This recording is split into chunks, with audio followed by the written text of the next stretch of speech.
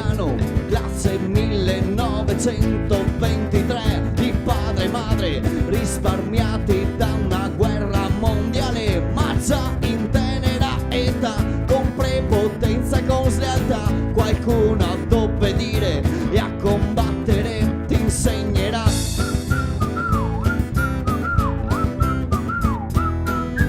Italiano, hai già 20 anni e la patria aspetta te, chiamato alla guerra, 4 stracci e mezzo fucile, ma nella guerra ben si sa c'è una sola priorità: portare a casa la pellaccia e tornare da mamma.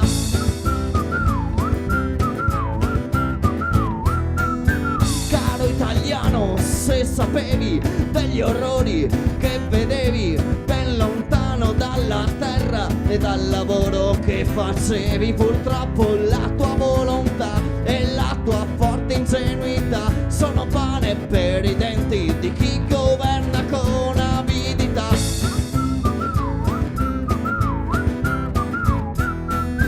Proprio per questo sul più bello di tanto lurido bordello ti accorgi che sei solo come tutti, carne da macello, e non c'è patria che terrà, nessuno ti convincerà, maledirai te stesso e quel pazzo che ti ha mandato là.